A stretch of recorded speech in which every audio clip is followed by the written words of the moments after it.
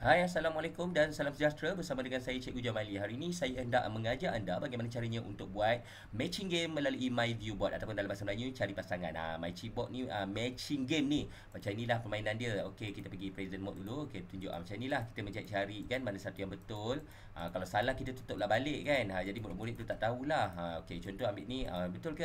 Okey, betul. Macam gitulah lebih kurang.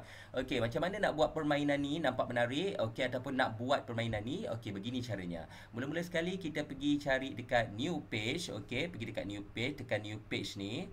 Okey, maka akan terpaparlah begini new page. Okey, bila new page ni kita pergi dekat background management. Okey, kita pilih dekat sini original ke ataupun ada image sendiri dan sebagainya. Okey, kita pilih dekat sini lagi mudahlah. Kita ambil background yang sesuai untuk kita buat. Okey, macam ni kerana masa ni kita nak bagi cepat sikit. Okey, saya ambil yang ni lah. Okey, saya ambil entity ni. Okey, saya ambil yang forget my entity ni. Okey, lepas tu kita jangan lupa present mode ni. Okey, pergi dekat entity ni.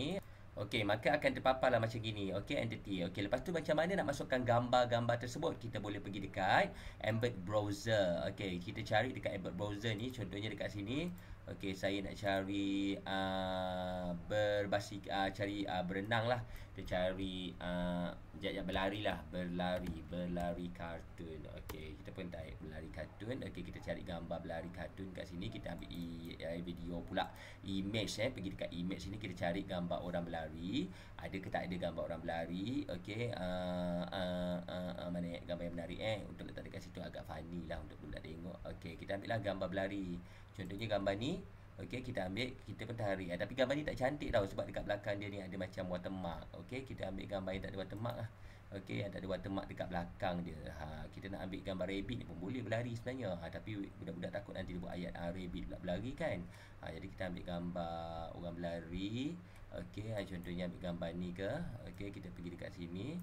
Okey, gambar berlari ni.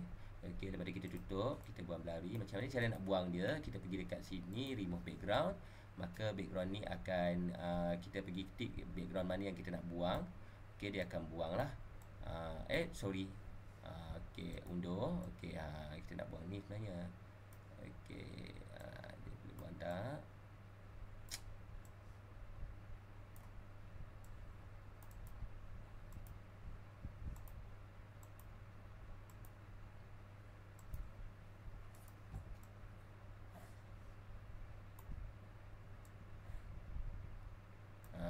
Okey, dia pun dah buang. Tekan done. Okey, dan pun siap lah dekat situ. Kita pun letaklah gambar orang berlari ni kat sini. Okey. Okey, kita bagi kecil sikit. Kita letak kat sini. Inilah gambar orang sedang berlari. Okey, lepas tu kita letaklah gambar-gambar lain-lain dan lain selain daripada ini kan. Okey, lepas tu cara nak letakkan teks. Okey, kita tekan dekat tag kat sini. Lepas tu kita type lah. Contohnya kita nak letak kat sini berlari. Berlari. Okey. Berlari tak berlari. Okey. Kita bagi kecil tulisan ni. Okey, berlari. Nak bagi besar pun boleh. Bagilah besar. Okey, lepas tu kita terusnya kita pun buat perkara yang sama.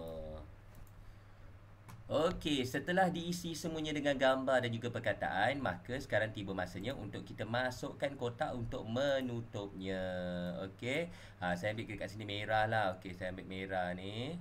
Okey, kita pun buat kotak ni. Nampak tak mudah kan warna dia kan sebab saya ambil opacity tadi. Kita patutnya tak payah. Okey, lepas tu kita ambil merah ni. Okey, lepas tu kita pergi dekat sebelah color and opacity ni, kita ambil jadi merah. Okey. Macam mana nak buat?